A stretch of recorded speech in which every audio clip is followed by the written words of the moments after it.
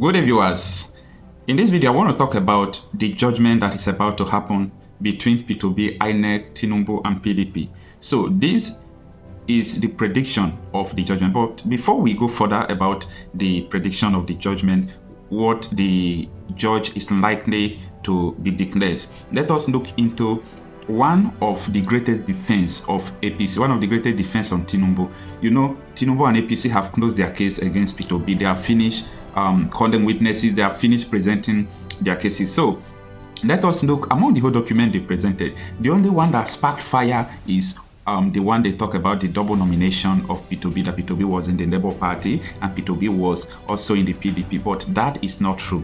So in this description box or the comment section, I will drop a link of the Google Drive where you can see P2B and PDP resignation letter where he resigned from the PDP. So it's not the same day, more than even 1 week. So come on, how would APC come out to say that P2B was in PDP and he was in a Labour Party at the same time, that he was vying for president and he was also vying for president in Labour Party? So that is one of their greatest hope, but it does not make sense, does not have a local standing, because P2B resigned as shown in the resignation letter.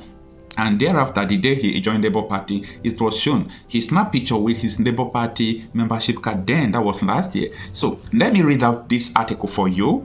Then I will go further to explain the details of the judgment you are going to expect, because a wave is coming. Something great is coming to our country. You know, this life is full of history.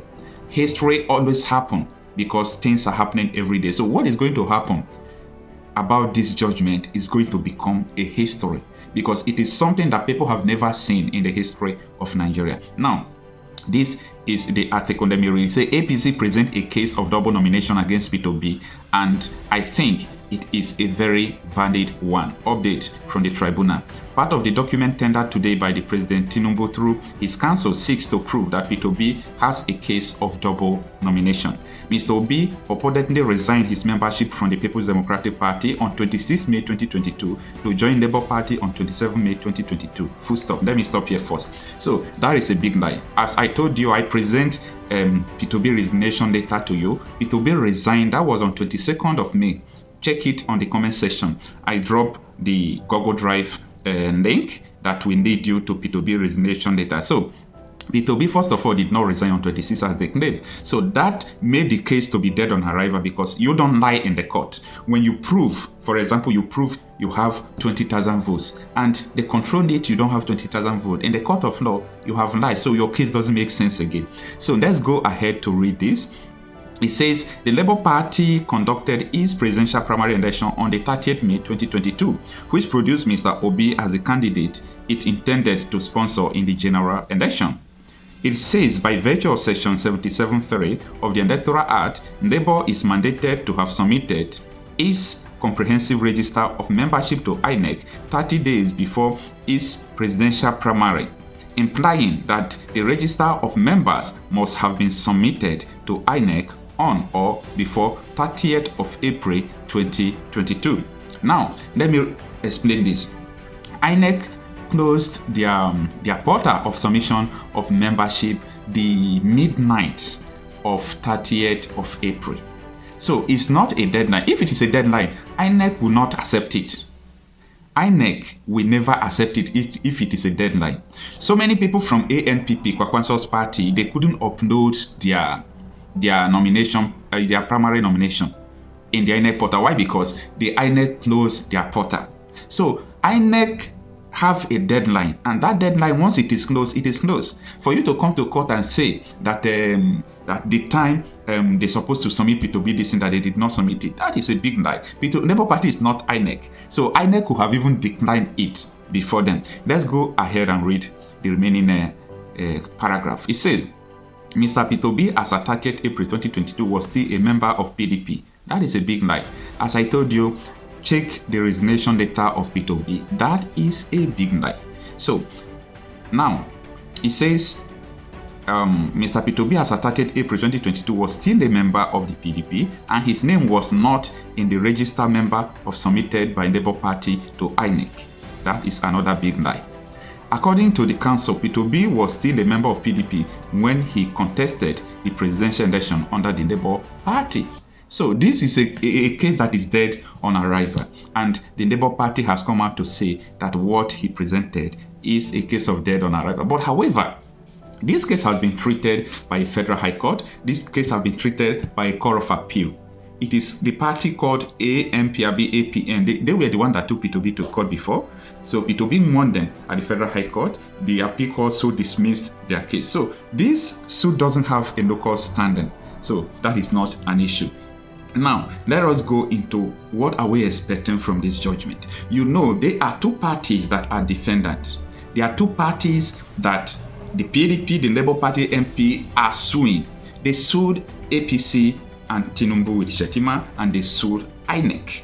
So in this situation, even though INEC survived, Tinubu will not survive. If Tinubu survives, INEC will not survive. Let us come and start with the case of INEC. First of all, INEC violated the Electoral Act of 2022. It is obvious. Everybody knows how INEC violated the Electoral Act. So INEC now lied to the general public that look at what happened, it's not our fault. It was a technical glitch. But the Amazon Web Service, the one that hosted IREF, and Amazon staff came, the software engineer, and said, listen, there was nothing like technical glitch or glitches, whatever you might call it, that it does not exist. So it was a shameful thing in the court that very day. You know, the lawyers of APC and the INEC, their legal team, they tried to cross-examine the person so that she could make mistake, but she couldn't. So what am I saying? That case alone has led to so many other cases presented by the Labour Party. Now let us talk about results that you cannot view. These are blood results. They uploaded it on the IREF. Supreme Court have ruled between the PDP and APC gubernatorial election in Osun State that uphold the election of Adeleke, Davido's uncle. The Supreme Court has ruled that IREF must be concurrent. You must, in a real time, you must match the result in the IREF with the result you declared, and then there must not be numbers missing between these two results. And that does not have, even up to now as I'm talking to you, they have not finished uploading the result. So that is to say that election did not happen. Because let me just tell you the importance of IREF, how IREF could have solved all this issue. Nobody could have been talking about rigging of election, this and that. IREF could have solved all the whole thing. Now, you know, from the polling unit, we all know how our country is. This is what I experienced myself. Nobody tells me about this. After the election, if the person they want to win did not win, they will take ballot papers, they will tear some and return print. They will return print and rewrite result. This is what we have been seeing. So it's not a new thing. That is why so many people lost hope in the election. So after they have return printed it, before they will start parading it as a result. Now, IREF came because IREF could have become a game changer. That is the electronic transmission of result in real time. In the sense that once result is happening, then the ad hoc INEC officer in the polling unit, we just upload it to the IREF. So if you like, we'll come and snatch again or come and carry them to the local government council headquarters or your state headquarters and rewrite result. That one they have uploaded is supposed to be the real result. But so many places, even the party's agent were taken, they were bribed, they were threatened with gun on their head. A lot of things happened that we cannot talk about. So we shouldn't continue like this. So with these two grounds alone, INEC is gone. INEC is gone in the court. Just with these two parts. Now let's talk about the violation of the electoral law, the law itself. The law states that this is how this election is supposed to be conducted. The INEC chairman promised everybody that look at what the law says and that is what we are going to do. But on the day of election, they did another thing, a different thing entirely. So that one is also a problem that INEC cannot escape. So no matter what they will lie to you, no matter what they will say, election did not happen. We are not talking about the issue of 25% mandatory vote in Abuja and other issues. Now, coming to Tinubu's case, Tinubu might be able to defend his certificate forgery. I'm talking about the university certificate that is bearing female. Tinubu could be able to defend maybe double passport, all those things, double nomination, all those things might not be serious. I'm not a judge, I'm not a court. He might be able, he might not. So those ones are apart. Those ones are defendable. It's what you can argue or present more facts before you can convince the court. But when it comes to constitutional matter, there is nothing that will make INEC to survive this court case. And that is why I'm drawing my conclusion that P2B might not be declared as president. Atiku might not be declared as president. And Tinubu's victory will never be upheld by this court. So, what is going to happen if nobody is declared president and court did not uphold Tinubu's victory due to irregularities and not adherent to electoral act by the INEC? What will happen is that the election will be cancelled. So that is my prediction, that this election will be cancelled. And few days from now, it is not a prophecy, it's not a vision. I am predicting that this election is going to be cancelled and we are going to have a new election. And that new election will come with different strategy. So if you don't believe this, just wait for a few weeks to come. But the question is, are you prepared for what is about to come? Thank you so much for having time to listen to this video. See you on my next video. I am Okocha Marcel. This is my channel. Please don't forget to share this video and always come by for daily updates.